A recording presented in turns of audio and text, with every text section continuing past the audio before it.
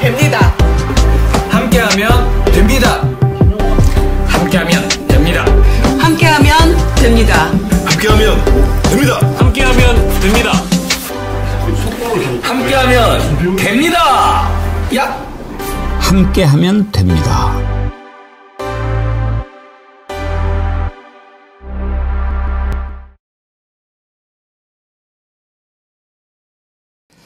여러분 안녕하십니까? 백운기입니다. 조희대 대법원의 이번 만행은 명백한 사법 쿠데타입니다.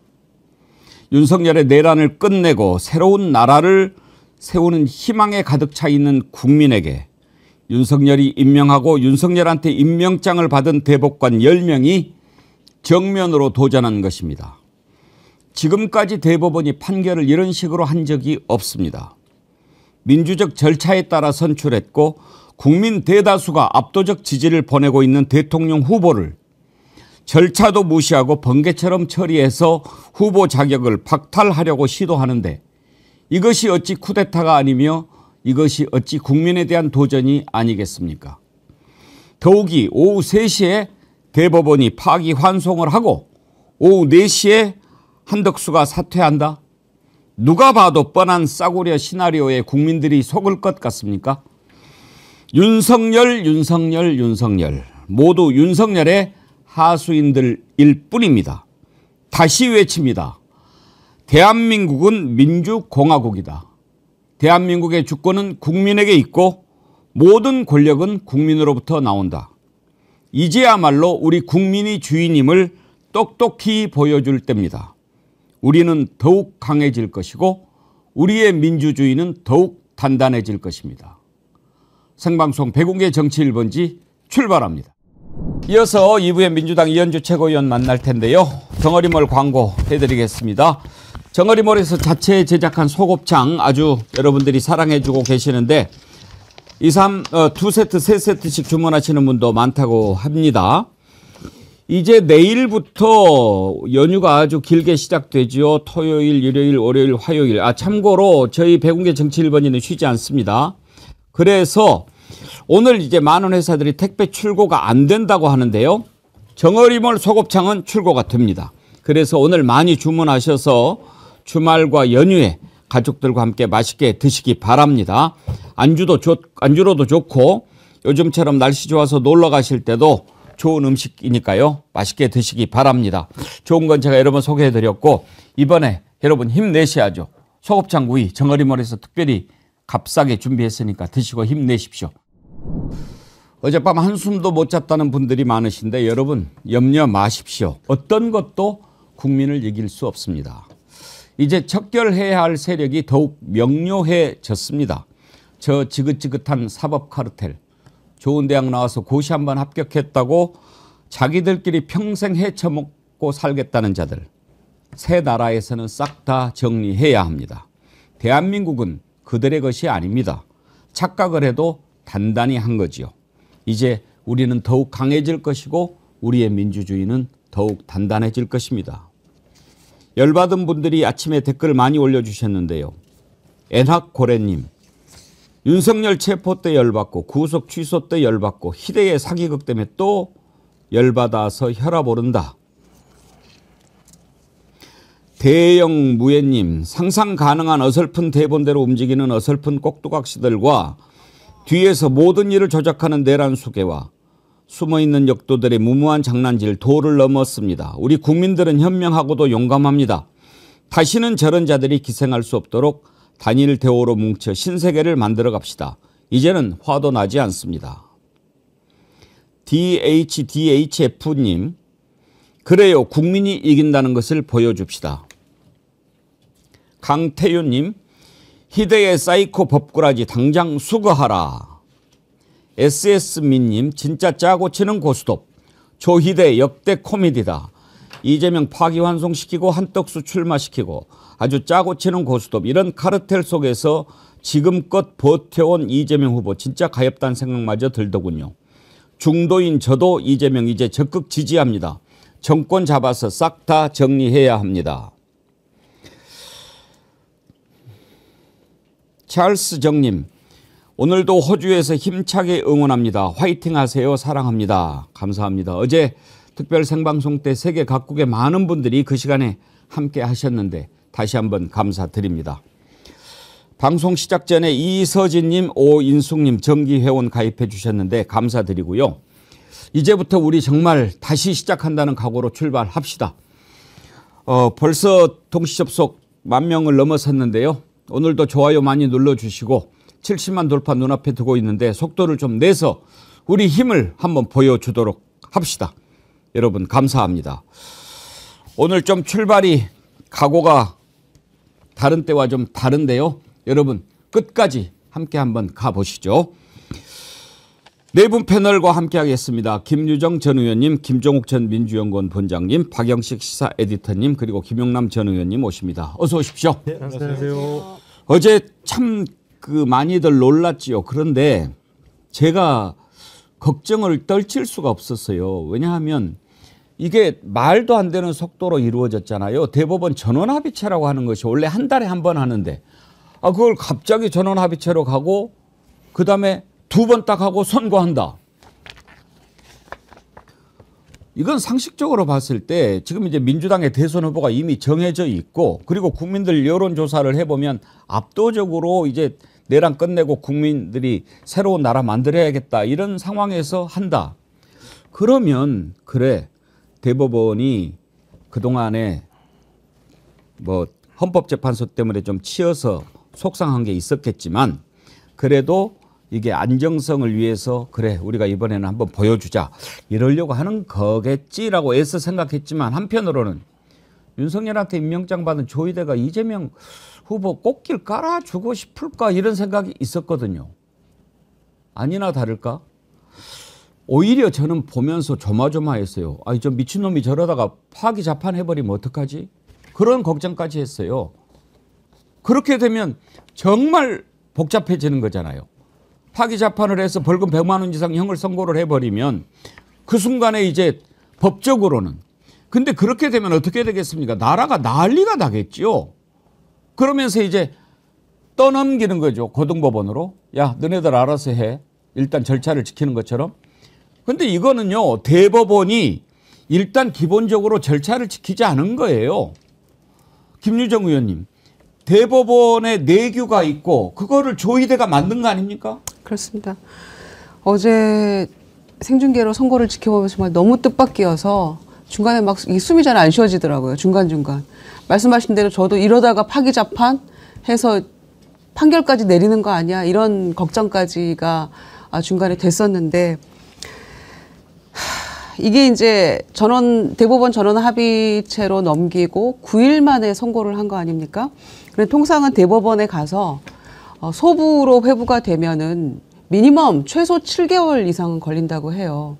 그러다가 주심 재판관이 이건 전원 합의체로 넘겨야 되겠습니다. 라고 결론을 내리면 그 이후에 또 절차가 진행이 되는 거라고 하는데 4월 22일 날 소부에 회부됐다가 1시간 만에 조희대 대법원장이 이거를 전원 합의체로 확 넘겨버렸잖아요.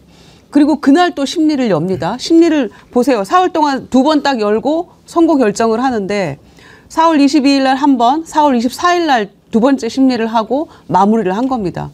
그런데 4월 22일 날은 무슨 결정을 내렸냐.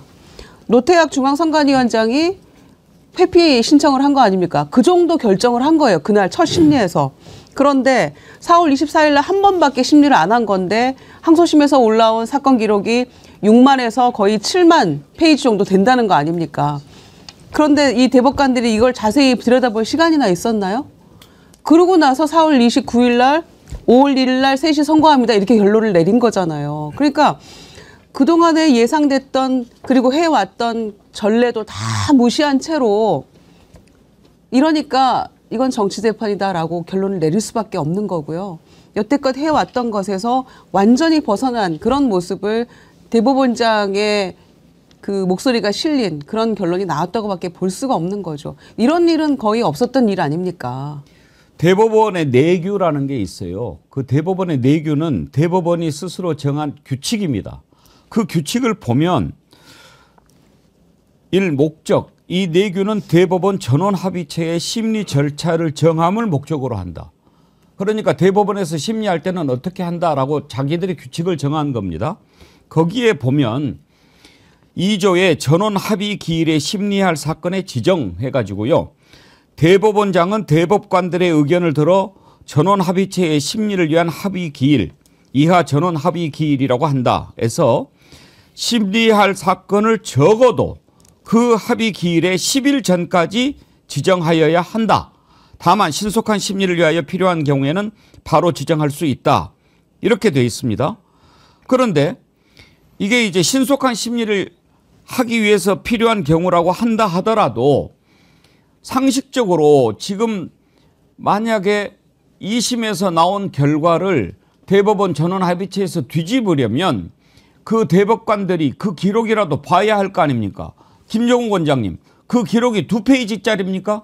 2번 하고 끝납니까? 6만 페이지라고 얘기를 하죠. 6만 페이지를 한 번의 심리를 통해서 9일 만에 결정을 내린 상황이기 때문에 이건 제가 볼 때는 불가능한 상황인 거죠. 그러면 이 불가능한 상황을 왜 했을까? 전 이거는 법리적인 판단이라기보다는 정치적인 판단이라고 볼 수밖에 없는 거죠. 그러면 대법원이 정치적인 중립성을 가지고 양심에 따라 판결해야 된다라고 하는 자기의 가장 기본적인 원칙마저도 훼손한, 따라서 대법관들 10명이 이번에 노린 것들은 어떤 형태로든지 이재명 후보가 대통령이 되는 것을 우리 보수 파쇼 법조 카르텔은 용인할 수 없어. 우리가 할 수 있는 모든 것은 다 할 거야 라고 하는 것 외에는 설명할 수가 없습니다. 그리고 자기들이 실제로 그 내용에 써요. 어제 보면 제일 놀란 게 완전히 형용사로 다 도배를 했어요.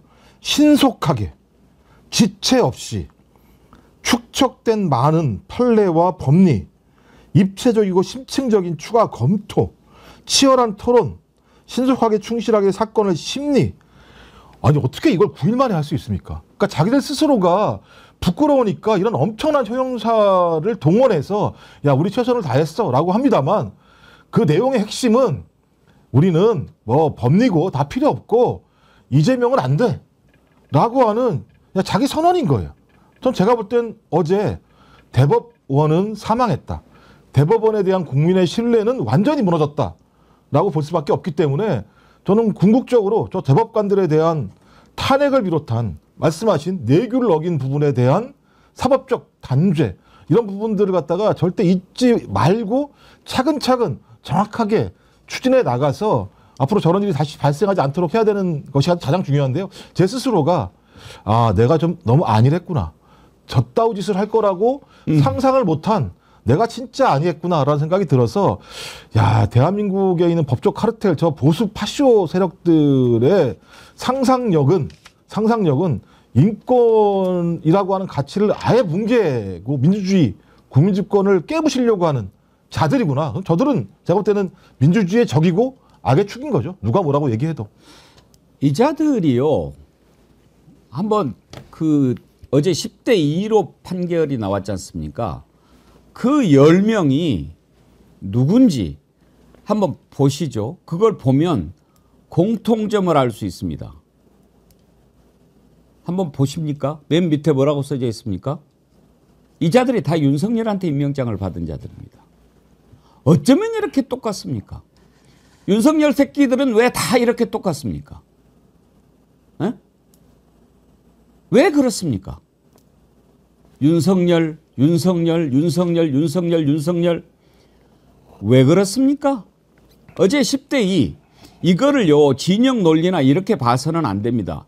이 자들이 왜 그러는지를 한번 분석을 해봐야 됩니다. 박영식 에디터님. 네. 아무리 윤석열 새끼들이라고 하더라도 그중에 한 놈이라도 절차를 이렇게 가면 안 된다라고 제기하는 놈이라도 있어야 될 거 아닙니까? 어제 당연합니다. 반대했던 2명 가운데 한 분이 보충 의견을 통해서 그 이야기를 하지 않았습니까? 이렇게 하면 어떤 국민들이 납득하겠냐. 조이대 원래도 말이 더러워서 알아듣기가 힘들었는데 웅얼웅얼 하는데 그 읽는 와중에도 반대 의견 보충 의견 낸 사람들은 알아들을 수도 없게 이렇게 해버리더라고요. 저는 어제 보충 의견 내신 분들이 정확한 판결을 하셨다고 보고요. 이 다수의 이 대법관들이 윤석열이 임명한 대법관들이 낸 의견 자체가 우리 민주주의 질서를 위협할 수 있다라는 판결을 하시지 않았습니까? 그리고 실제 이 표현의 자유를 위축시킬 수 있다. 어떤 표현이든지 이 공직선거법 적용을 넓게 적용시켜서 모든 것들을 이 표현의 자유를 올가매는 판결을 한다라는 것은 민주주의 질서를 위배시킬 수 있다, 후퇴시킬 수 있다라는 판결을 이분들이 하셨어요. 정확한 판결이라고 봅니다. 근데 나머지 10분들은 왜 다 윤석열 전 대통령이 임명한 사람들일까? 그리고 저 판결에 대해서 대다수의 국민들은 어떻게 바라볼 것인가? 저 대법관들과 대법정이라는 곳이 국회가 아니지 않습니까? 저거는 국민의힘이라는 정당이 윤석열의 끈앞풀이자 내란의 가담자로서나 할 법한 의견 제시이지 저 결정은 어떤 판사들이 했을 결정이라고 어떤 국민이 받아들이겠습니까? 그래서 이 결과 자체가 오염돼 있었다. 과정도 오염돼 있지만 결론도 오염된 대법원의 결정이었다. 그래서 대법원은 정치 개입을 선언했다고 봅니다. 최소한 저 10명의 윤석열 전 대통령이 임명한 대법관들은 정치 개입을 선언했다라고 보고요. 저는 판사라는 직업, 대법관이라는 직업이요. 사회적 혼란과 정치적 혼란과 이런 것들을 부추기는 자리가 아닙니다. 판결을 내려서 사회적 혼란을 줄여주고 결론을 내려주는 자리여야 되는데 오히려 더 부추기는 꼴이 되어버렸거든요. 전 그거에 대해서 많은 국민들이 이제는 이 대법관들의 심판을 넘어서 국민들의 심판을 내려주는 자리일 것이다. 아니 그 과정을 보더라도 6만 페이지를요. 사람이 읽으려면 하루에 속독 전문가도 2,000에서 3,000 페이지 읽을 수 있답니다. 근데 6만 페이지를 하루에 다 읽으려면 6,660페이지를 하루에 읽어야 돼요. 이 과정을 어떤 국민이 이해를 하겠습니까? 그러니까 틀린 결과를 도출한 사람이 잘못됐다라고 판단하는 게 상식적이어서 국민들이 이 대법관들의 면면을 기억하셔야 된다라고 저는 생각합니다. 어제 반대 의견을 낸 그 이훈구 대법관과 오경미 대법관의 입장을 반대 의견을 들어보면 이 허위사실 공표죄의 적용 범위를 넓히는 것은 정치적 표현의 자유와 공론의 장에 칼을 들이대는 것이다. 그래서 민주주의 발전의 역사를 후퇴시키는 어떤 퇴행적인 그런 발상이다라고 규정을 하면서 반대 의견을 냈거든요. 지금 제가 그 말씀을 드리려고 했는데 그 판결문 한번 띄워봐 주세요. 대법원이 정치적 표현의 자유와 공론의 장에 규제의 칼을 들이밀음으로써 민주주의 발전의 역사를 후퇴시키는 퇴행적인 발상이 될 수 있습니다. 그렇습니다. 특히 이와 같은 해석 방식이 검사의 기소 편의주의와 결합할 경우 민주주의 정치와 법원의 정치적 중립성에 가해지는 위험은 심각할 수 있습니다. 이게요. 어제 조희대가 이 파기환송을 하면서 내세웠던 게 이런 거였습니다. 그거 하나만 들여다볼 것이 아니라 전체 맥락을 봐야 한다. 그러면서 허위사실 공표에 해당한다고 이야기를 했거든요. 아니 그걸 아는 놈이 그래? 자, 명색이 대법원장이면은요. 이 나라 사법부의 최고에 있는 사람입니다. 그러면 그 맥락을 본다? 전체를 봐야죠. 어떤 걸 봐야 합니까? 이재명 후보가 허위사실 공표를 했다라고 하는 것을 봤습니까? 그러면 그걸 누가 기소했습니까? 그걸 누가 문제 삼았습니까? 검찰이 했지요. 검찰이 탈탈 털어가지고 이거 허위사실 공표에 해당할 수 있겠네 하고 들이민 거 아닙니까? 그러면 그때 같이 대선을 치렀던 윤석열은 어떻게 했습니까? 한번 그러면 그걸 따져봅시다. 오늘 내가 흥분을 안 하고 하려고 그러는데 이 조이대 이 새끼가. 자, 차분하게 한번 따져봅시다. 따질 때 흥분하면 흥분하는 사람이 지는 거니까 차분하게 따져봅시다. 대선을 치렀어요. 윤석열하고 이재명하고 싸웠어요.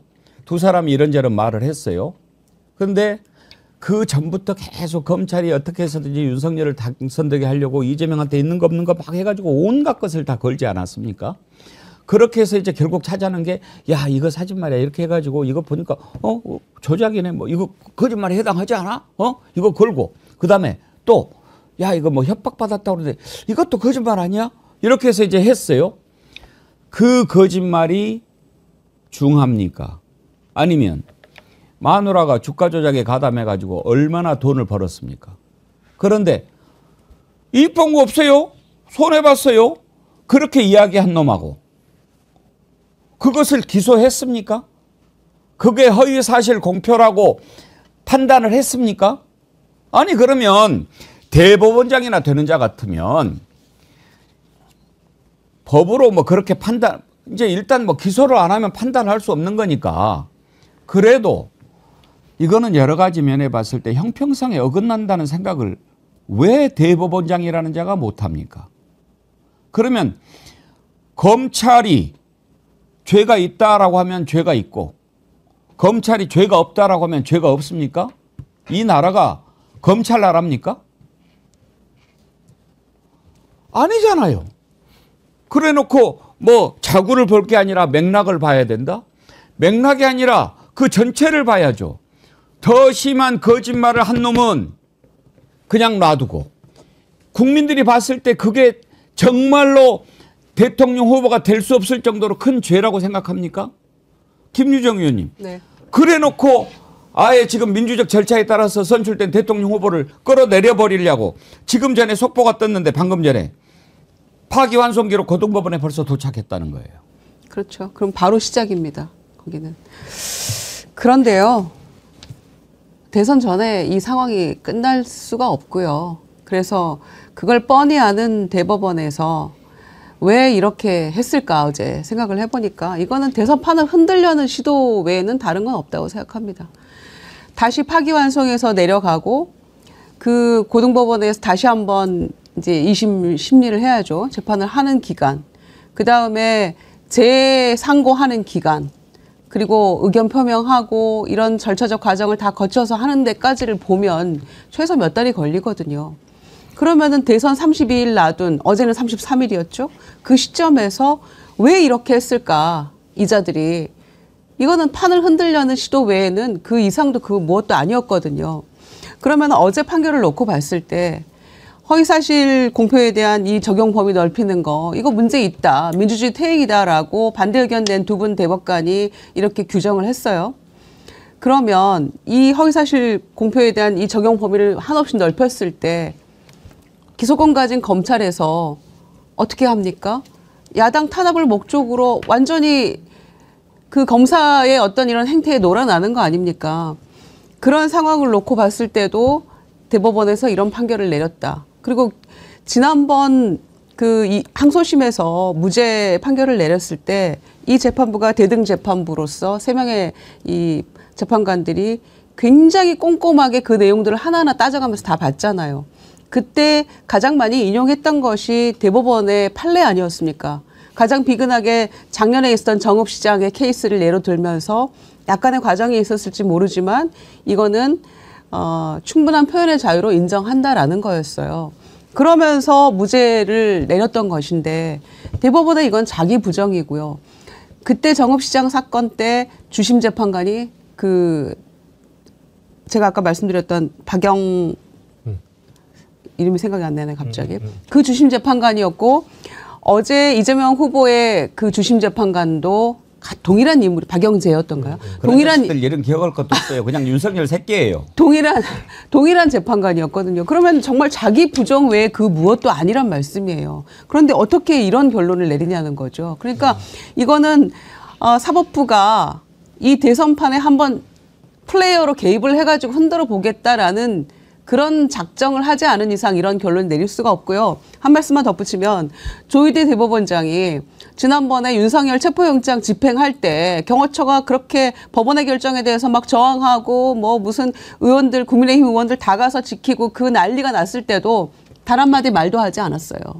사법부 독립과 이건 권한 침해니까 그 부분에 대해서 조희대 대법원장이 한마디 해야 되는 거 아니냐라고 그렇게 아우성 쳤을 때도 단 한마디 안 하더니 이 정치 개입하고 대선판 흔들려고 이런 결론을 내렸다는 거에 대해서 분노하지 않을 수 없는 거죠.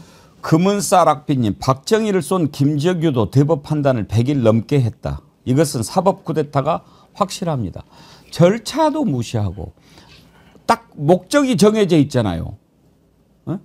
절차를 무시하고 목적이 뭡니까? 이재명 안 돼. 그걸 너네들이 마음대로 결정할 수 있습니까? 어제 대법 판결을 보고 김경호 변호사가 평가를 부탁하라니까 아니 이런 걸 어떻게 평가를 할 가치가 있느냐라면서 아주 분노를 하던데 한번 보시죠. 평가하고 싶지 않은데요. 헌법과 법률을 준수한 판결이어야만이 평가가 이루어지는 거지. 무슨 평가를 합니까? 찢어버려야지. 조희대가 지금 하는 짓거리가 대법원 전원합의체의 심의 절차에 관한 내규, 전원합의체는 10일 전 지정하라고 그 원칙이 규정돼 있는데 이거 무시해버리고 소부 심리해야 되는데 없이 곧바로 그냥 직권으로 전원합의체 해부해버리고 기일도 사전 공고 없이 당일 배당하고 2시간 만에 개최하고 이틀 후에 또 하고 연구 보고 절차 다 생략해버리고 법관 중에도 대법관 중에도 대법원장이라는 자가 이게 무슨 판결문이에요? 종이 쪼가리지? 그것도 지가 규정 정해놓고 위반할 거면 왜 정해요? 규정을 민주시민들도 뒤통수 맞고 그저 반헌법적 세력들 저 때려잡으려고 결국 국민들이 또 이제 거리로 나가야 되잖아요. 새로운 정부가 되면 대한민국 사법부를 뿌리에서부터 근본적으로 개혁해야 됩니다. 조희대는 반드시 처벌해야 돼요. 반헌법 특위 만들어서 사법부까지 다 집어넣어서 다 수사해야 돼요. 저 양반 멋지네. 말을 저렇게 해야죠. 정말 이거는 말이 안 되는 짓을 하지 않았습니까?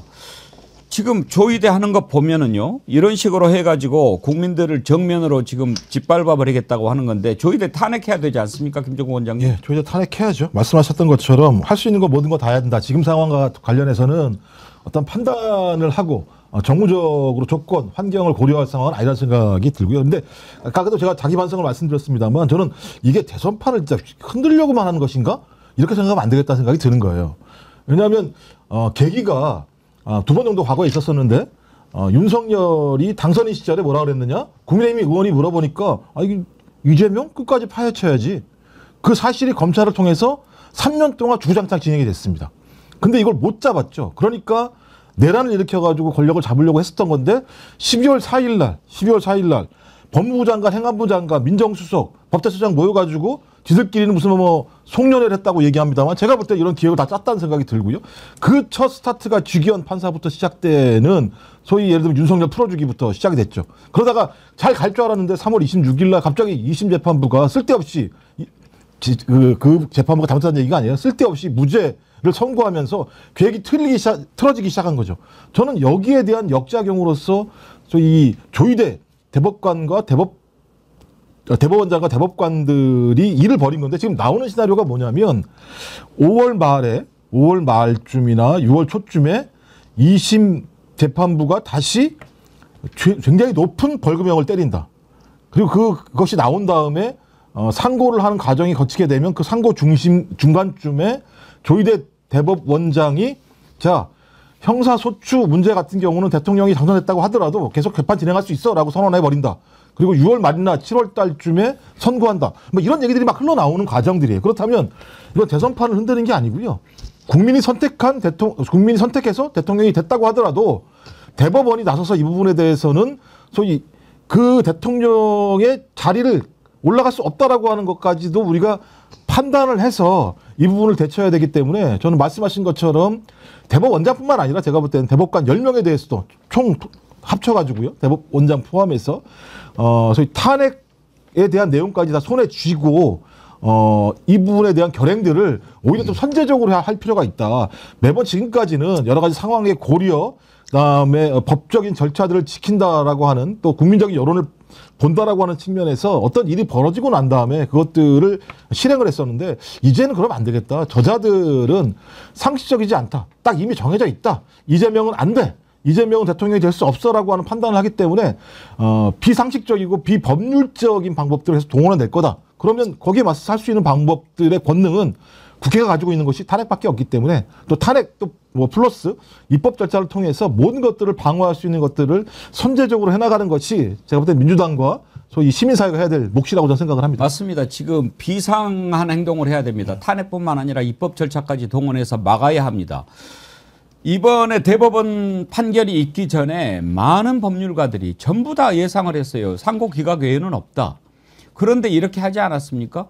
그리고 지금 하는 거 보십시오. 아주 속도를 내고 있습니다. 오늘 벌써 도착했어요. 그리고 이제 조희대는 그렇게 얘기하겠죠. 내가 진작 경고했지. 안 된다고. 그런데 이미 민주적 절차에 따라서 대통령 후보를 선출을 했습니다. 이제 선거 30일 정도밖에 남지 않았습니다. 사전투표까지 하면 30일도 남지 않았습니다. 이런 상황에서 후보를 바꾸라고 내가 얘기했지. 그러면은 너네들 그렇게 해서 계속하면 이 후보 무효 만들어 버릴 거야? 그래? 네가 그렇게 할 수 있다고 생각하나? 국민이 지금 어떻게 하고 있는데? 그러면 못할 것 같나? 지금 여러 가지 방법이 나옵니다. 뭐 탄핵은 기본이고요. 이걸 지금 일단 김영남 의원님, 예. 고법으로 파기환송을 하면 이전에 했던 재판부에는 배당을 안 하고 새로운 재판부에 배당을 하는 거죠. 예, 예. 그러면 그 자들은 조의대 맘먹은 대로 할 가능성이 높다고 봐야죠.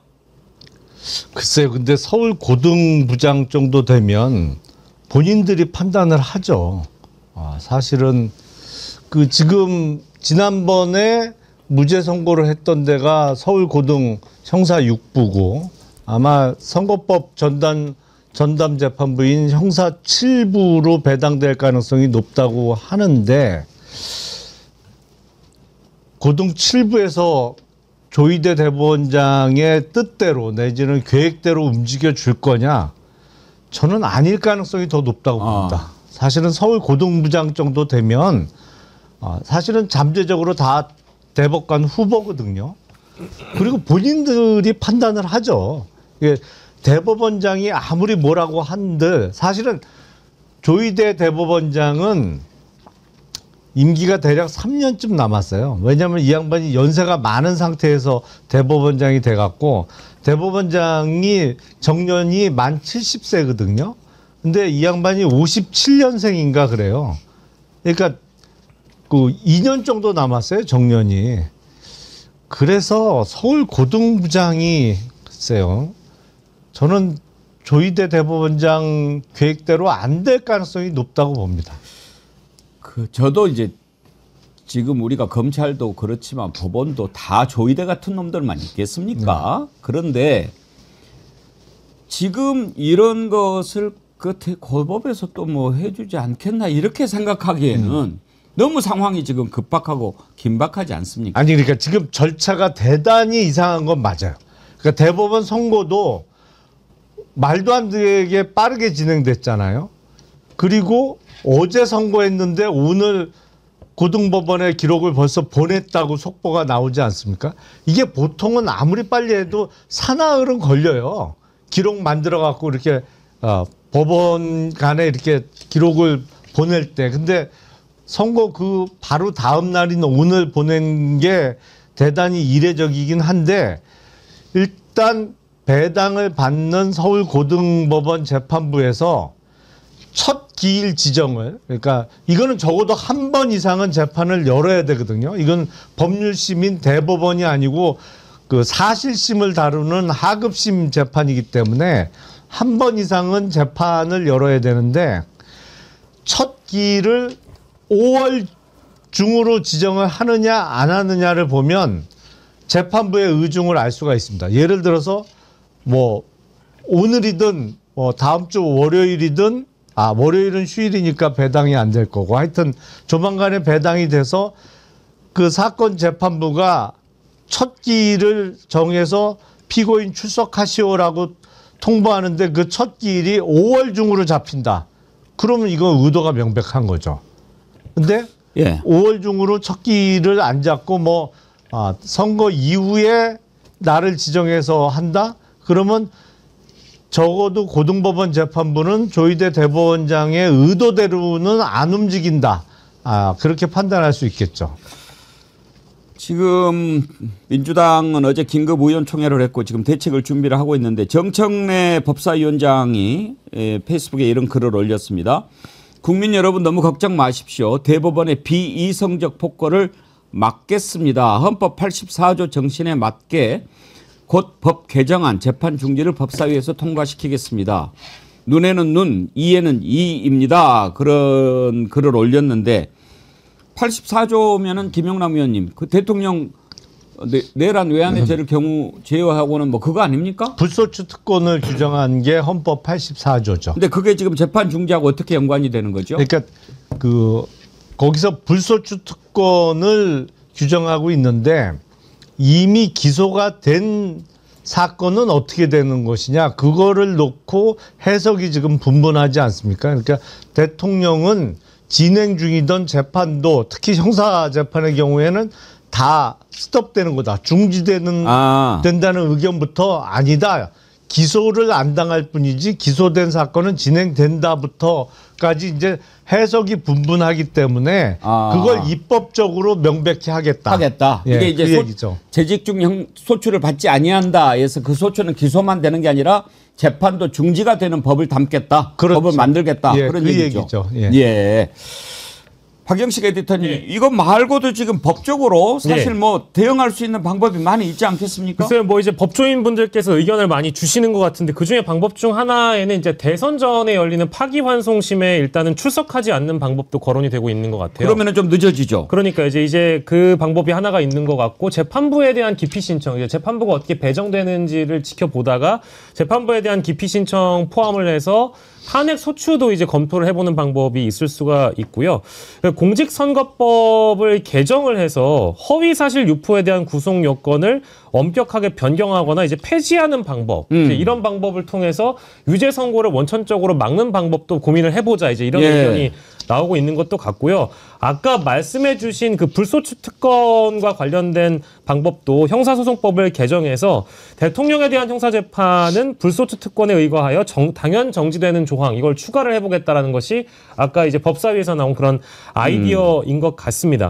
이것 말고도 만약에 파기환송심에서 벌금 100만 원을 정말 빛의 속도로 선고를 하거나 뭐 대법원으로 보내가지고 다시 속전속결로 끝내려고 한다라고 하면 이제 결국 대법관 탄핵 소추도 검토해 볼 수 있는 방법이 있는 겁니다. 이제 이런 의견들까지 개진이 되고 있는데, 그러니까 비상한 시국에는 비상한 조치가 필요하다라는 그 의견들이 법조계에서도 나오고 있고요. 우리가 떠올려 보면 헌법재판소에서 이 파면 결정이 지연됐을 때 우리 시민들과 국민들이 어떻게 했습니까?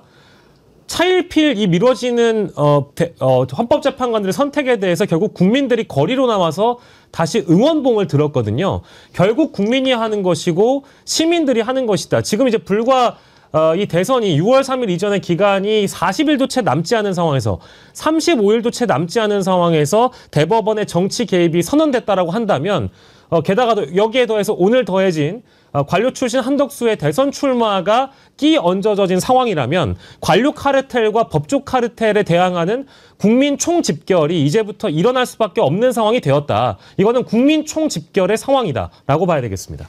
이게요, 눈에는 눈, 이에는 이로 가야 합니다. 지금 뭐 비상 상황이거든요. 할 수 있는 일을 다 해야 됩니다. 국민들한테 지금 정면 도전하는 거 아닙니까? 그러면 이걸 막고 나중에 또 다시 정상으로 돌려도 되는 겁니다. 지금은 비상입니다. 김종 원장님, 이런 법도 만들 수 있어요. 지금 법원 조직법 개정해가지고 대법관 100명으로 늘려버리면 돼요. 그런 나라들이 있어요. 그게 무슨 새로운 게 아니고 그런 나라들이 있어요. 유럽 같은 경우는 그렇게 많이 둡니다. 그러면은 10명이 90명 당할 수 있어요? 그리고 정년이 지금 뭐 몇 년 남았다고요? 2년쯤 남았어요. 정년을 65세로 바꿔버립시다. 그러면 이미 65세 넘었는데. 그럼 그만둬야지. 이제 그건 이제 소급 문제가 있으니까 소급 적용이 말씀하신 건 알겠고요. 근데 지금 말씀하신 것처럼 왜 이 사태가 왜 중요하냐면, 그러니까 12명의 대법관 중에서 10명의 대법관이 자기 스스로 결정한 내규를 어기면서, 그리고 저희 공판 기일입니다만 한 번의 심리만을 거쳐서 9일 만에 판결을 내렸는데, 그 판결이 어떤 거냐? 3년 동안 대선 후보 1위. 최근 여론조사를 보게 되면 압도적인 1위, 거의 50% 과반에 육박하는 대선 후보의 출마 자격을 박탈하는 결정을 9일 만에 결정을 내린 상황이에요. 근데 이 대법관들 어떤 사람들입니까? 다 독립되어 있는 사람들입니다. 법리와 양심에 따라서 판단하고요. 자기가 대법원 내규가 어떤 건지 가장 정확히 알 겁니다. 그러니까 내가 지금 법을 어기면서까지 소위 특정한 대선 후보를 출마하지 못하도록 하는 판결을 내린 거예요. 이 판결은 고등법원으로 다시 내려간다고 하더라도 옆에 계십니다만 유죄 기속이 되는 거 아니겠습니까? 어떤 형태로든지. 그러면 그렇긴 하죠. 이제 그 대법원의 판결이 이미 있었기 때문에 하급법원을 이른바 기속한다라는 표현을 쓰는데, 다만 유무죄와 관련해서는 대법원의 판단에 기속되겠습니다만 양형은, 그러니까 형량을 정하는 거는 대법원이 건드릴 수 없는 하급심의 그 전속적인 권한이거든요. 그래서 형량이 어떻게 나올지도 두고 봐야 되겠고 무엇보다도 지금 중요한 건 절차죠. 사실은 제일 중요한 건 지금 시간 날짜와 관련해서 지금 통상적인 절차로 진행하느냐 아니면 이번에 대법원 선고처럼 아주 이례적으로 뭐 듣도 보지도 못한 방식으로 진행되느냐가 관건인데 고등법원 재판부에서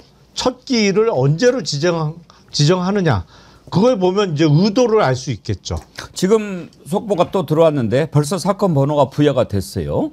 이재명 선거법 위반 파기환송심 사건 번호 2025-NO1238 지금 아주 속도를 내고 오늘 있는데 중으로 재판부 배당 되겠는데요. 오늘부로 재판 배당하고 또 바로 심리 시작하고 이렇게 하지 말라는 법이었거든요. 지금 상식적으로 생각해 보면 선거 전에는 결과가 나올 수가 없는 거거든요. 지금까지 그랬어요. 조수진 의원도 이렇게 예상을 했어요. 대선 전까지는 최종 선고 못 나옵니다. 27일 피고인은 제3고심에서 27일을 온전히 쓸 수 있기 때문입니다. 파기된 재판이 말도 안 되지만 고등법원 가서 14일 안에 재판 끝난다고 칩시다. 제3고심이 열려 다시 대법원에 가면 피고인은 상고기간 7일의 마지막 날에 상고장을 내고 그 뒤 상고 이유서를 20일 마지막 날에 내는 방법으로 27일을 최장 쓸 수 있습니다. 합치면 41일 걸립니다. 대선까지는 34일 남았지요.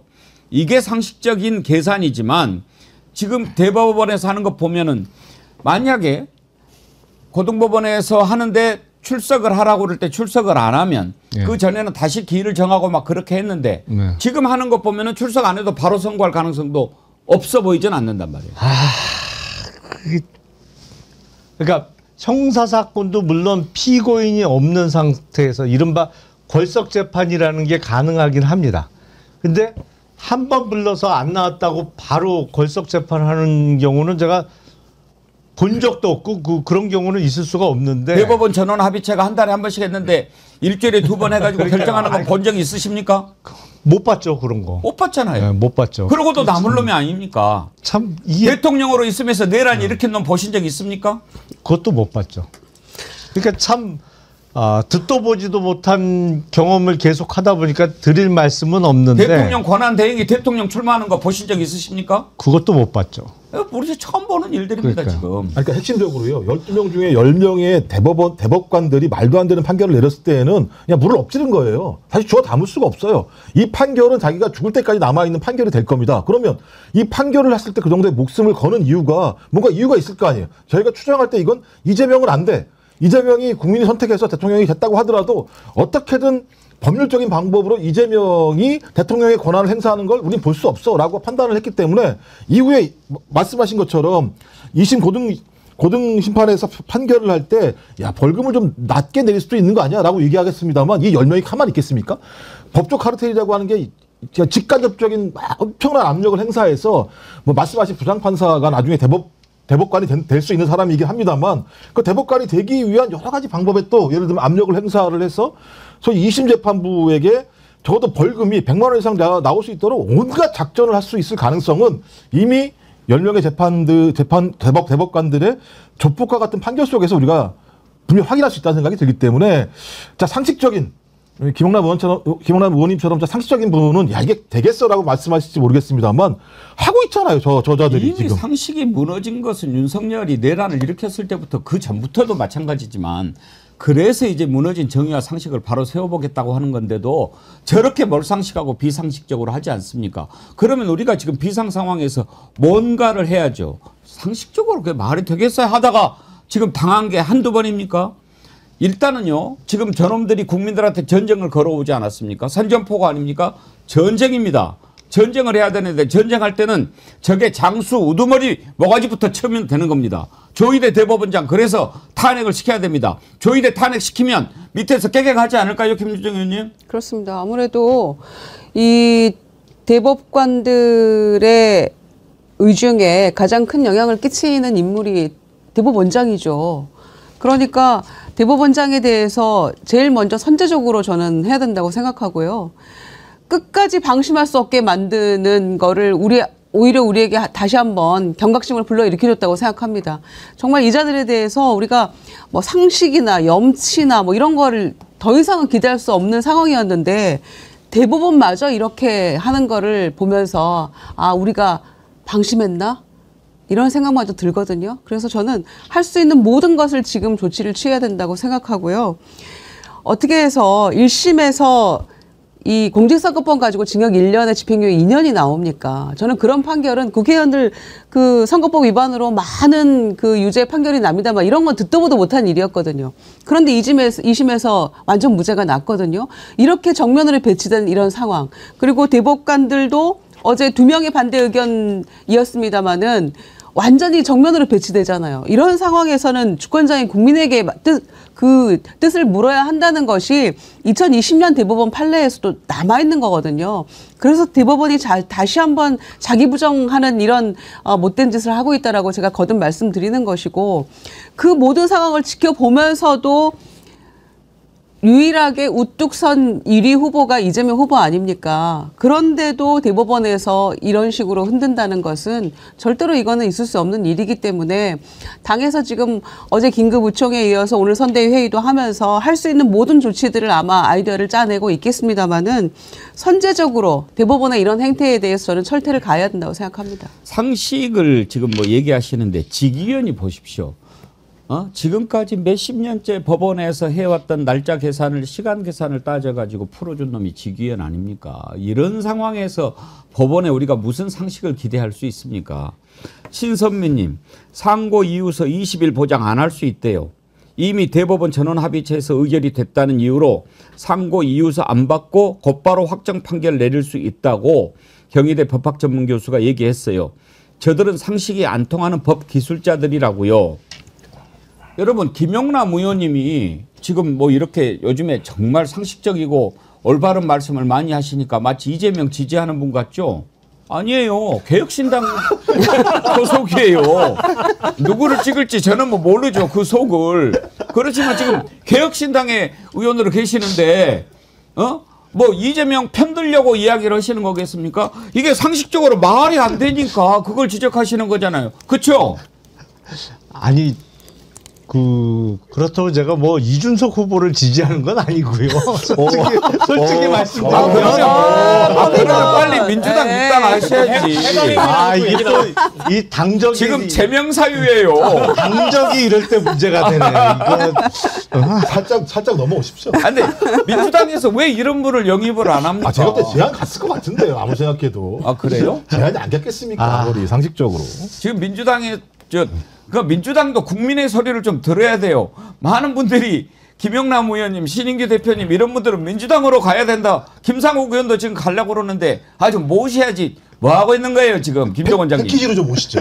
패키지를 모아서 모시면. 아니 일단 하여튼 대법원에서 이상한 건 틀림없는 사실이고 저도 뭐 대법원이 이상하다는 건 제 동의를 합니다. 왜냐하면 이게 지금 절차가 이렇게 빨리 진행되는 거를 제가 본 적이 없어요.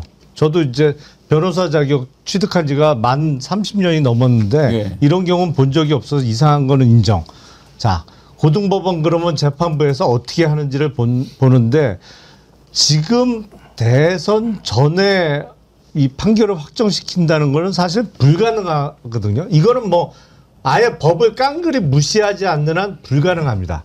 근데 단계적으로 고등법원에서 첫 번째 공판기일을 언제로 지정하느냐 봐야 되는 거고, 이게 당장 5월 12일부터는 공식적인 선거운동 기간이잖아요. 그러니까 5월 12일부터 6월 2일 사이에 출석을 하라고 요구하는 건 말이 안 돼요. 그건 말이 안 되는 거죠. 사실은 다른 후보들은 다 선거운동하러 돌아다니는데 특정 후보만 선거운동하지 말고 나와서 재판 받으라고 요구하는 게 말이 안 되고, 그거는 대통령 후보가 아니라 국회의원 후보가 됐던 지방의원 후보가 됐던 공식적인 선거운동 기간 중에 출석을 요구한 예는 제가 본 적이 없습니다. 선거 방해지요. 그렇죠. 사실상의 선거 방해죠. 그러니까 그 선거 기일 지정을 보면 새로 재판을 담당하게 되는 서울고등법원 재판부의 의중도 바로 드러날 수밖에 없기 때문에 만약 뭐 이제 그 민주당 내에서는 이러다가 다음 주중으로 첫 기회를 잡는 거 아니냐 뭐 이런 얘기까지 나오던데 서울고등재판부에서 만약에 그렇다면 저도 판사들 연속 탄핵에 찬성하겠습니다. 저부터 찬성하겠습니다. 그 길 잡는 걸 봐가지고. 예. 근데 의원님 예외가 있습니다. 단 한 사람. 네. 이재명만 예외예요. 이재명만. 이재명 저번에 그 국회의원 선거할 때도 마찬가지입니다. 재판 나오라고 얘기했어요. 진짜 그 와중에도 예를 들면 그러니까 이재명만 예외예요. 그다음에 또 한 명 있다. 윤석열만 예외예요. 이 두 사람만 예외예요. 윤석열은 가장 좋은 방식으로 혜택을 보고 이재명은 가장 나쁜 방식으로 예를 들면 지금 탄압 또는 핍박 또는 정치적인 수사 재판을 받고 있는 상황이기 때문에 말씀하신 것처럼 지금 민주당에서는 5월 7일 날 만약에 이걸 시작한다면 2심 재판부가 이거 잘못하면 이상할 수 있다는 얘기가 나오기 시작합니다. 5월 7일 날이 만약 5월 7일이 넘게 되면 물리적으로 좀 어려울 수도 있겠네. 하지만 또 이것도 모르죠. 걔들이 어떤 방법을 채택할지. 항상 법률에는 단서 조항이 있어가지고 매번 단서 조항 활용해가지고 지금 지들 만들어 막 하는 거거든요. 전 그렇다고 하더라도 끝까지 지켜봐야 되고, 자, 그 국회가 가지고 있는 마지막 권능인 탄핵권이라고 하는 부분들을 매우 적절한 타이밍에 적하게 써야 된다. 그래서 그 자들이 아예 그 권한 자체를 행사하지 못하도록 만드는 작업들을 지금 바로 쓰면 절대 안 될 것 같고 어느 특정한 시점에 바로 적확하게 딱 신세처럼 딱 뽑아내는 방법들을 제가 오늘 김민석 최고위원 얘기 들어보니까 그거 다 준비하고 있다라고 얘기를 하시는 것 같더라고요. 저는 보니까. 김영남 의원님께서 아까 이제 개혁신당의 이준석 대표 지지 안 한다고 하시니까 제가 좀 편하게 말씀을 드리겠는데 어제 각 당 대표들 반응이 이렇게 나오는 거 보고 이준석 후보한테 매우 실망했어요. 권성동 같은 경우는 아이고 나 흥분해가지고 뭐 말을 못하겠네 이렇게 랄지를 떨던데 그건 뭐 그렇게 한다고 쳐요.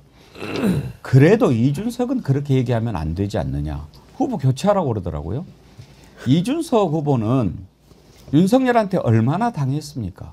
그리고 이런 엉터리 같은 사법질서라든지 법체계에 대해서 정말 고치고 그렇게 해야 될 생각을 갖고 있는 사람이 정말로 정신이 똑바로 박힌 후보라면 대법원 판결을 비난해야죠. 어떻게 국민들이 선출한 후보를 대법원이 이렇게 마음대로 좌지우지하려고 하는 가 이것은 동의할 수 없다.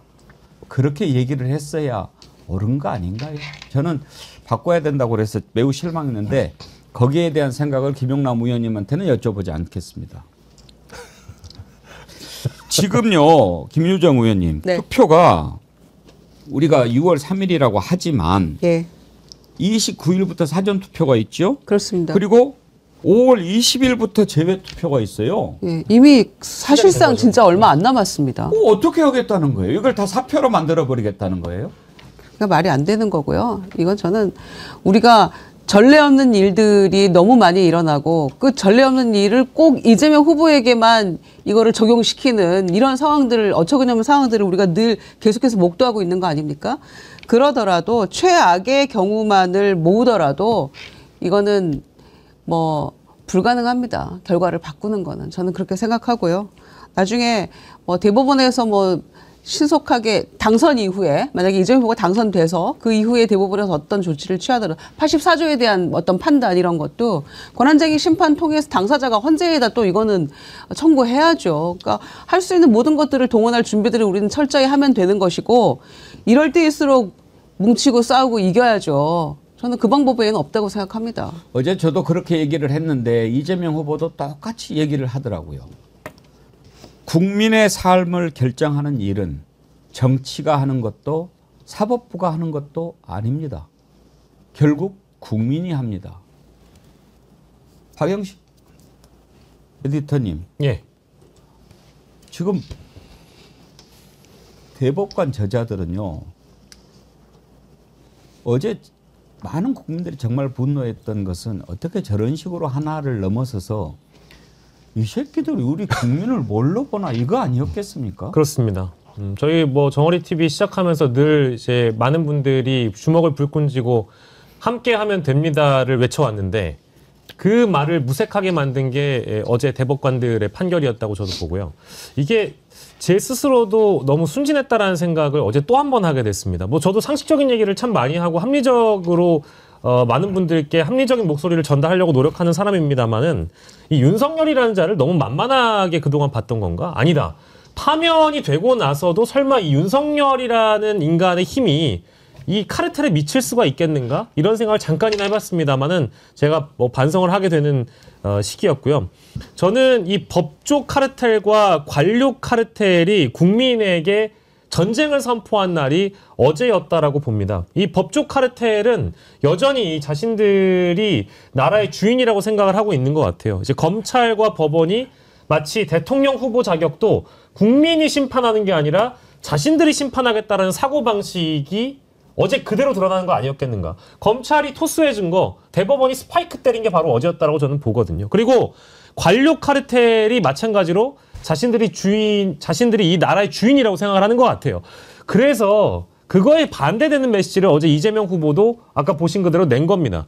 이게 정치를 정치인이 하는 것 같아도 국민들이 하는 것이고요. 그것을 우리가 거리에서 보여준 지가 얼마 되지 않았습니다. 응원봉으로 우리 민의를 보여줬음에도 불구하고 다시 싸움의 시기가 마치 4월 3일로 다시 되돌아온 것 같아요. 4월 4일 파면 이전 단계로. 지금은 대법원이 정치 개입 선언을 어제 했기 때문에 그 관료 카르텔과 법조 카르텔에 대응하는 초고강도의 압박을 국민들이 보여줄 시기가 다시 됐다. 불가피하게도 우리 국민들이 거리에 나설 수밖에 없는 상황이 오늘이 된 것 같습니다. 뭐 물론 이재명 후보는 현장 행보로 파기환송심에 상응하는 메시지를 현장 행보로 보여주겠다고 해서 이 대선 후보로서의 일정을 그대로 소화하겠다고 밝혔으니 국민들은 그럼 어떻게 하겠는가? 마찬가지 현장 행보를 보여야 된다. 내일 이미 일정이 잡혀 있다고 합니다. 광화문에 오후 4시에 국민 총집결로 메시지를 보여주겠다고 하시니 예. 국민들께서 초고강도의 압박을 다시 한번 사법부에 보여줄 시기가 된 것 같습니다. 국민들이 해야 됩니다. 찾길 바래님. 안녕하세요. 출근길 들어왔습니다. 악법도 법이라는 말이 이렇게 열받고 답답한 상황을 말하는지 몰랐습니다. 국회의원 여러분 제발 법으로 이런 상식 밖의 일이 다시는 일어나지 않도록 막아주세요. 열받아서 멀리 우즈벡에서. 찾길 바래님께서 지난번에 당분간 외국에 나가게 돼서 동참하기 어렵다고 하셨는데 너무 열을 많이 받아가지고 지금 우즈벡에 가 계시군요. 그런데요, 지금 또 보면 속보가 하나 들어왔는데 중앙지법이 윤석열 추가 기소권도 지기현한테 배당했네요. 뭐 통상은 담당하고 있는 사건이 있고 동일 피고인에 대해서 추가 기소가 되면 병합을 하는 게 통상의 얘기는 하죠. 근데 지기현 판사가 조금 이상해서 예. 뭐 그러니까 병합이 이상한 건 아닙니다. 통상 그렇게 하니까. 근데 문제는 이제 담당 재판장이 좀 이상하긴 하죠. 근데 이번에 직권남용으로 추가 기소하지 않았습니까? 그렇죠. 그런데 왜 조사도 안 하고 구속도 안 합니까? 그러니까 이게 형사소송법에 보면 물론 그런 규정은 있어요. 이제 아주 새로운 증거가 발견되지 않으면 동일 사실로 재구속은 하지 못하도록 되어 있고 직권남용이라는 것은 비상계엄을 일으키는 과정에서 생긴 거기 때문에 동일 사실로 볼 수 있기는 합니다. 이제 법률적으로만 따지면. 근데 윤석열의 혐의는 그것만 있는 게 아니잖아요. 12월 3일 날 비상계엄 이외에도 뭐 예를 들어서 공천 개입 사건도 있고 많잖아요. 그러니까 그거는 완전 별개 사건이죠. 동일 사실이 아닌 거죠. 그러니까 다른 건으로든 얼마든지 구속을 할 수가 있습니다.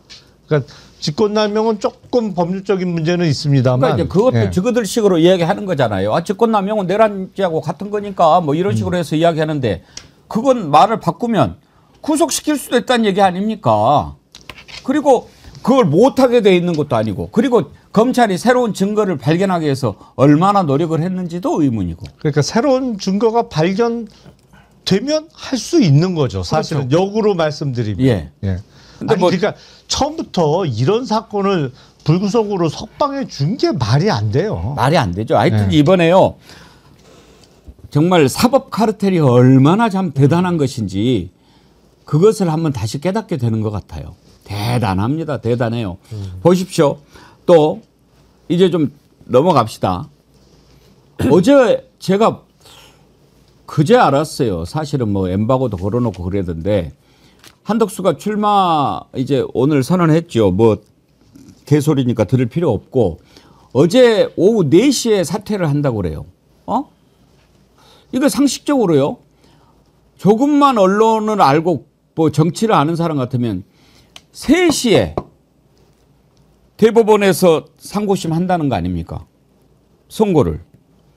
그러면 그날이 가장 큰 뉴스가 이거가 되는 거예요.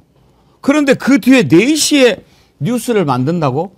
김유정 의원님, 대변인도 하시고 그랬는데 상식적으로 이런 것이 계산이 나옵니까? 이거는 짜고 친 겁니다. 완전 짜고 친 거죠. 네, 3시 25분쯤 선고가 내려졌고요. 30분 뒤에 한덕수 사퇴 이게 말이나 됩니까? 이거는 미리 다 알고 했다고밖에 저는 볼 수가 없어요. 이 시간 배열도 이렇게 된 거고요. 그래서 정말 이 사람들을 어떻게 해야 될까? 정말 어제 근본적인 우리가 다시 한번 생각을 고쳐 먹고 해야 되겠구나. 이게 이대로 이게 편안하게 무난하게 가는 게 아니구나라는 생각을 다시금 하게 됐고요. 30일 남은 가운데 우리가 끝까지 절대로 이거 방심하지 말고 이 뭉쳐서 가야 되겠구나. 이 사람들은 어디서 무슨 짓을 할지 모르는 사람들이구나라는 것을 다시 한번 그 경각심을 갖게 됐다는 측면에서는 오히려 한편 다행이다라는 마음까지 저는 들었습니다. 한덕수 뒤에 윤석열이 있다는 거 아닙니까? 여기저기 전화 걸면서 한덕수 도와주라고 전화하고 있다는 거 아닙니까? 그래서 제2의 윤석열이고 윤석열 시즌2를 만들려고 지금 이 난리를 그들이 똘똘 뭉쳐가지고 지금 하고 있는 거예요. 이 말도 안 되는 짓을. 그러면 우리는 어떻게 해야 돼요? 이 반내란 세력 연대를 통해서 다시 우리가 더 크게 뭉쳐야 되는 거 아니겠어요? 무슨 빅텐트 친다고 하는데 그 텐트 국민의힘이라니까 이상하네요. 우리 국민들이 반내란 세력들이 똘똘 뭉쳐가지고 그 텐트 날려버릴 그 큰 힘을 우리가 뭉쳐서 가질 수밖에 없다는 생각이 어제 다시 한번 들었습니다. 근데 이번에 네, 이건 쿠데타의 연장이라고 저는 봅니다. 그렇죠. 이건 내란의 연장이고 쿠데타의 연장이고 한덕수가요. 대선 출마 선언을 한 거는 사실상의 쿠데타입니다. 그리고 그동안 보시면 권한대행으로서 쿠데타를 안 했던 게 아니에요. 진짜 웃긴 건 헌법재판관을 지명하지 않아서, 그러니까 임명하지 않아서 그때 쿠데타의 연장을 꾀한 거고요. 두 번째, 헌법재판관을 새로 지명하면서 또 쿠데타를 했습니다. 근데 권한대행이 자신의 어떤 행정 조직을 총동원해가지고요. 지금까지 사전선거 운동을 해왔어요. 어떤 거였습니까? 자신이 통상 전문가래요. 심지어 과거에요. 그 마늘파동 사태 때문에 자신이 청와대에서 경질된 적이 있을 겁니다. 사실상의 유능한 통상 전문가가 아니에요. 근데 그 통상 전문가의 이미지를 얻기 위해서 이번에 최상목하고 안덕근을 미국에 보내서 통상 이미지를 또 쌌습니다. 또 안보 전문가 행세를 했어요. 미군 해군 장관 만나서요. 우리 미국에 있는 조선을 한국이 부강시켜줄 수 있다. 이런 세일즈도 했습니다. 근데 이번에는 자신의 총리실의 직원들을 동원해서 실제로 사전선거 운동을 계획했다면 이건 선거법 위반이 될 수도 있는 사안입니다. 그러니까 이건 쿠데타라는 것이죠. 그리고 오늘요, 심지어 지금 한덕수라는 책이 출간이 됩니다. 이것도 정말 웃긴 일이고요. 그리고 심지어 이 지금 한덕수라는 책이 이재명 후보가 경선 과정에서 자신의 구호를 뭘로 썼습니까? 지금은 이재명이다라는 구호를 썼어요. 근데 책 이름이 지금 한덕수입니다. 그러니까 이런 행위들이 사전선거 운동이었고 계획된 일이었다. 쿠데타의 연장이다. 이 국민들이 한덕수를 어떻게 바라보겠습니까? 내란의 잔존과 찌꺼기 세력 주제에 감히 국민들의 평가를 받겠다고 관료 출신 55년의 관료 출신이 이제는 정치인이 되겠다? 쉽지 않은 선택을 한 겁니다. 이거는 차후에라도 이 쿠데타에 대해서 사법적인 판단을 반드시 받게 해야 된다. 저는 그렇게 생각합니다. 이 한덕수 이자가 뭐라고 그동안 이야기했습니까? 한치도 소홀함이 없이 준비하겠다. 한치도 국정에 소홀함. 이런 걸 가리켜서 개소리, 헛소리, 잡소리라고 하지요. 뭐 대선에 디귿자도 내지 마라. 어제요. 조희대 대법원장 참 그 발음도 그랬는데 이번에 민주당 상임 공동선대위원장에 합류한 이석연 전 법제처장이 그런 얘기를 하더라고요. 그 판결문 읽어가는 모습을 보고 뭔가 느낌이 이상했다라고 하는 거예요. 한번 들어보시죠. 저는 어제 그 조희대 대법원장이 판결문을 읽어가는 그 모습을 주목을 했습니다. 초조하면서도 흥분하면서도 뭔가 떨리는 듯한 모습으로 읽어가는 모습에서 평소 저런 분이 아니었는데 뭔가 가닥물을 제 상념을 하게 됐습니다. 어제 판결의 그 기저에는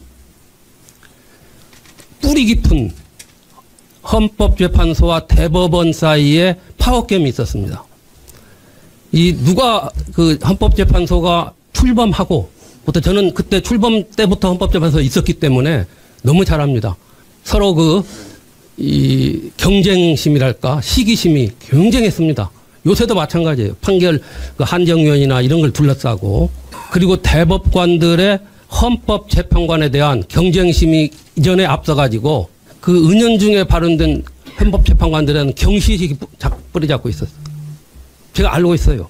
그런 과정에서 헌법재판소가 그야말로 국민의 그래서 사법 적극주의로 전원일치로 위헌 판단하면서 세계에서 각광을 받게 되자 아마 대법관들로서는 다는 아니지만은 참기 어려웠을 겁니다.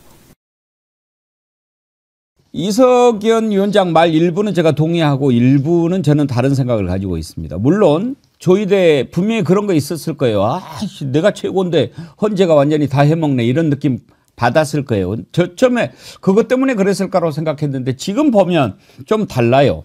분명히 이 윤석열 삼각 피라미드일 것 같아요. 윤석열, 조이대, 한덕수 짰어요.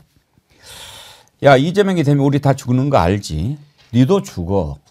자, 그러면 지금 민주당이나 시민들이 밝혀내야 할 것은 윤석열과 조이대의 연결고리, 한덕수와 조이대의 연결고리, 이거 분명히 잡아내야 됩니다. 그렇게 하면 다 드러날 텐데, 야, 우리 다 죽어. 대법원 너희들도 지난번에 계엄에 뭔가 관여했을 수도 있어요. 그거 잡아내야 되는데 이재명 되면 다 죽으니까 어떻게 해서든지 막아야 돼. 그러면 지금 막을 수 있는 방법이 딱 하나밖에 없잖아. 후보 자격을 박탈해버려야 돼. 그러면 어떻게 해야 돼? 야, 속도를 빨리 내가지고 팍팍팍팍 해서 네가 파기자판하면 제일 좋은데 그건 경우가 없다고? 그래, 그러면 경고를 해. 그리고 고법에서 이렇게 해가지고 정리하고, 야, 법을 우리보다 더 잘하는 사람들 어디 있어? 그렇게 하면 정리가 되는 거 아니야?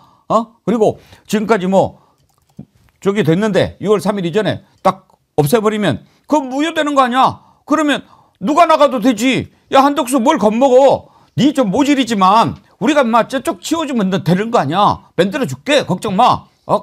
그럴까요? 그래가지고 나온 거 아니겠어요? 한덕수 어디를 봐서 대통령감입니까? 연설 한번 해봤어요?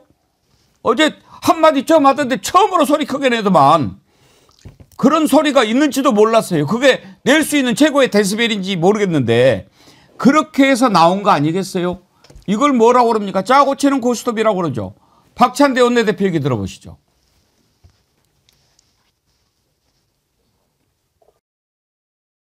세 시에 대법원이 파기환송 선고하고 4시에 한덕수가 사퇴, 사실상 대선 출마를 선언합니다. 이 무슨 짜고 치는 고스톱입니까? 국민들이 모를 줄 압니까? 국민들이 모를 줄 압니까? 박영식 앵커님. 예. 국민들이 그렇게 어리석어 보여요? 절대 아닙니다.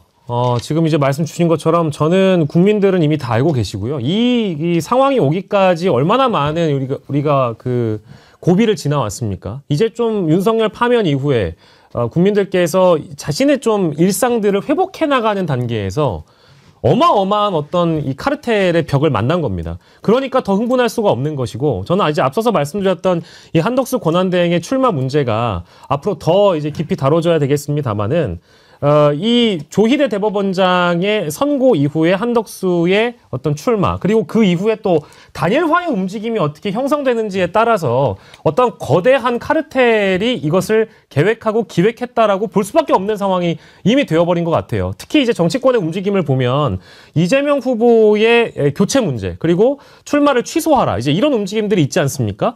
이제 프레임을 뒤바꾸려고 하는 어떤 하나의 전략인 것 같습니다. 원래는 이 대선은 아주 명징했어요. 반내란 세력과 내란 세력의 싸움, 그리고 반헌법주의자들과 헌법주의자들의 싸움이었는데, 어제 내려졌던 선고, 그리고 한덕수의 출마, 그리고 또 오늘 출마 선언에 담겨 있는 개헌이라는 것, 언론 카르텔, 거대한 권력들이 다 뭉쳐져서 이재명 후보의 출마를 막으려고 하는 프레임의 전쟁에 이제 휘말리게 만드는 싸움인 것 같습니다. 그래서 이제 정신을 바짝 차려야 된다. 우리 국가가 12월 3일 계엄의 밤과 내럼의 밤 이후에 이 내란 세력들을 진압해가는 과정 중이었거든요. 누가 내란을 종식시킬 수 있는가? 이 후보에 대한 평가를 국민들 5천만 국민이 하는 문제를 앞두고 거대한 카르텔이 끼어들어서 우리가 국가를 이끌어 가겠다라는 이 권력과의 싸움을 일대 결전을 다시 한번 우리가 생각해 봐야 되는 시점이 된 것 같습니다. 바이칼님, 국민이 빙다리 핫바지로 보이냐? 이거 김윤석 배우가 했던 말 아닌가요? 네. 팥장가 네, 빙다리 핫바지. 네. 오늘 부승찬 의원 부를 건데 그랬네. 아, 자신 있어? 한번 해보자는겨? 선을 넘네? 에? 정말 한번 해보자는 건데, 아이고. 아니, 그리고 이런 경우가 어디 있습니까? 김영남 의원. 네. 한덕수가 대선 나온다고 칩시다. 그러면 진작에 국민의힘 들어가서 경선을 하고, 나 뒤에 저기 있어. 윤석열이 있어. 그러니까 빨리 나 만들어줘라고 하든지, 국민의힘이 명색이 정당이 거기에서 8명 해서 4명 해서 드럼통까지 나오고 별일을 다 했잖아요. 그래갖고 토요일에 한 명 뽑는데 그 한 명하고 이렇게 아니 그렇게 부전승으로 해줄 수가 있는 겁니까? 말이 안 되죠. 지금 국힘 후보들은 그 당에 내는 그 후보 기탁금도 3억씩 냈어요. 그렇죠. 예. 네. 근데 여기는 부전승으로 올라와서 그냥 그 뭐랄까요? 표현은 좀 그렇습니다만 털도 안 뽑고 그렇죠. 그냥 먹겠다는 거잖아요. 아니요, 국민의힘 후보가 빙다리 핫바지가 되는 거죠. 그러니까요. 말이 안 되고 한덕수 같은 사람이 왜 대통령이 되면 안 되느냐. 예. 뭐 여러 가지 약점도 있고 단점이 있습니다만 가장 최근에 벌어졌던 일만 말씀을 드리면 이 국회 본회의를 통과한 상법 개정안을 거부권을 행사했어요. 나머지 거부권은 대부분 최상목 때 행사가 됐는데 상법 개정안은 한덕수 권한대행 때 행사가 된 겁니다. 결국엔 그래서 이게 폐기가 됐어요. 근데 상법 개정안이 어떤 내용이냐? 회사의 이사가 회사와 모든 주주의 이익을 위해서 일해라. 이 내용이에요. 지극히 당연하고 지극히 추상적이고 이거는 마치 우리 헌법에 모든 국민은 법 앞에 평등하다라는 내용이 들어있는데 그 정도 수준의 그냥 당연한 얘기예요. 근데 이거를 한덕수가 거부권을 행사했어요. 이유는 뭐냐? 아니 어떻게 회장님 한 주하고 소액 투자자 한 주하고 똑같아. 회장님 한 주가 훨씬 중하지. 딱 이거예요. 이게 재벌 회장들이 제일 반대가 심한 게 상법 개정안 그 내용입니다. 근데 내용은 별게 없어요. 그냥 회사의 이사면 모든 주주의 이익을 위해서 일해라. 이 내용이에요. 근데 이걸 목숨 걸고 안 된다는 거야. 왜 안 돼? 회사는 상장을 했어도 회장님 회사지 왜 모든 주주가 평등해. 이 내용이거든. 이거 앞장선 사람이 한덕수예요. 평생을 철저하게 경제 관리하면서 재벌 편 들고 거기에 빌붙어 갖고 편하게 호의호식하고 저 거의 80이 다 되도록 평생을 산 사람이 한덕수입니다. 이런 사람이 대통령 돼서는 절대 안 돼요. 아니 김유정 의원님, 윤석열이는 그래도 그 전에 이렇게 들어와 가지고 그것도 검증이라고 해가지고 그런 엉터리를 뽑아놓으니까 나라가 얼마나 갔습니까? 이렇게 됐습니까? 근데 예. 한덕수는 그러면 지금 들어와 선다 그러면 검증을 언제 합니까? 검증 안 하고 그냥 프리패스라는 거죠. 50년 공직생활 했으니까 나는 다 이미 검증받은 사람 아니야? 그걸로 검증이 됐다고요? 총리도 2번 했는데 지금 이런 자세 아닙니까? 이 사람은. 그러니까 염치도 없고 상식도 없고 책임감도 없는데 어제 사태의 변이나 오늘 출마의 변이나 전부 다 이 내란 사태에 자기가 잘못했습니다. 반성합니다. 그런데 이를테면 개헌하고 뭐 임기 단축해서 내려가겠습니다라는 말이라도 본인이 내세롭게 그것뿐이라면 일말의 반성이라도 해야 되는 거 아닙니까? 정말 죄송합니다. 그런데 이 부분은 제가 마무리하고 내려가려고 합니다. 이렇게 해도 누구 하나 귀를 기울이는 사람 없을 거라고 저는 생각합니다만 적어도 사죄는 해야 되는 거 아닙니까? 어제 오늘 중에 한 번이라도 여태까지 입 다물고 있었다면. 그 인간들한테 요구하는 겁니다. 그런데 입 싹 닫고 본인이 지금 뭔가 대한민국의 미래를 위해서 반드시 있어야 될 사람인 양 이렇게 하는 거 보고요. 저는 정말 아니 그리고 더 이상 무슨 말이 필요하겠습니까? 이게 명백한 선거법 위반입니다. 사실은 한덕수 잠재적 후보죠. 한덕수 전 총리는 왜냐하면 공무원으로 있으면서 선거운동 준비 다 했잖아요. 책이 어떻게 어제 사퇴했는데 24시간도 안 돼서 나와요. 4월 24일에 발행하고 오늘부터 출간되는 거니까요. 미리 준비를 했다라는 거예요. 그러면 국무총리 하면서 했던 말이 다 거짓말이죠. 다 준비했다는 얘기잖아요. 그리고 어제 그 사퇴 변에 사퇴하기 직전까지 고민한 것처럼 썼어요. 근데 어제 저녁에 제가 밤에 한덕수 전 총리 집 앞에 좀 가봤습니다. 그 개인집 큰 그 신문로에 있어요. 저 장인한테 물려받은 큰 개인집 단독주택이? 네, 단독주택이 있거든요.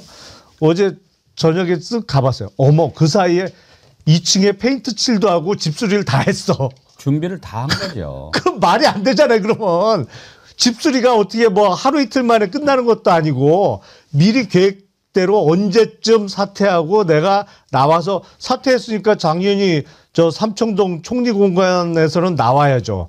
그러니까 자기 개인집으로 돌아갈 준비하면서 집수리까지 다 해놨더라고요. 어제 저녁에 가보니까. 거기를 가보셨군요. 예. 근데 법률적으로 권한 대행이 그만두겠다고 하면은 언제 그 수리가 되는 거예요? 그건 누가 수리해요? 셀프로 해요? 셀프로 하는 수밖에 없죠. 그러면 수리를 하면 예. 그 수리하는 순간 권한이 끝나는 거 아닙니까? 그렇죠. 근데 어떻게 최상목에는 밤 10시 넘어가지고 탄핵이 됐는데 그 사표를 냈는데 그건 수리를 해요? 어제 사퇴하면서 어젯밤 자정까지 하겠다고 그랬잖아요. 근데 법률 규정입니까? 아니면 본인이 얘기한 겁니까? 지 마음대로죠. 그리고 이제 뭐 어쨌든 정확하게 해야 되니까 한덕수가 저자가 아닌 이건 이제 이혜진 작가라는 분이 쓴 거고 지금 한덕수한 책 내용은 오늘 출마 선언에 담겨 있는 내용과 굉장히 대동소이해 보입니다. 저 책이고요. 그리고 한덕수라는 이 관료 출신 정치인이 이제 정치인 선언을 한 거니까요.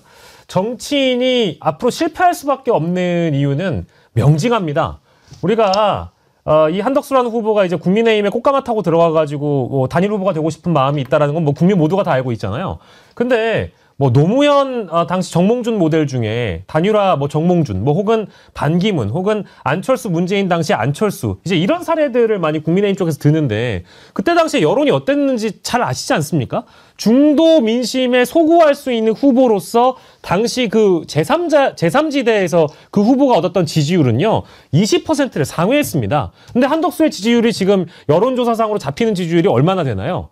단일화했을 때 시너지를 얻을 수 있는 그 후보의 지지율이라는 게 20% 아니 15%의 문턱도 못 갔습니다. 근데 이 후보가 나와서 시너지를 내보겠다, 단일 후보가 되겠다. 어린 반푼어치도 없는 일이고요. 그리고 임명직 공무원이 언론으로부터 검증받는 그 정도와 대선 후보, 정치인으로서 검증받는 그 정도는요. 상상을 초월할 만큼 다릅니다. 이제부터 꽃가마 타는 정치인이 아니고요. 공무원이 아니고요. 레드카펫 깔아주는 공무원이 아니라 오늘부터 정치인 한덕수가 검증받아야 될 대목들은 언론이 나서줘야 되는 필요성이 있습니다. 그 강도를 자신 스스로 느끼게 될 겁니다. 그런데 김종욱 원장님.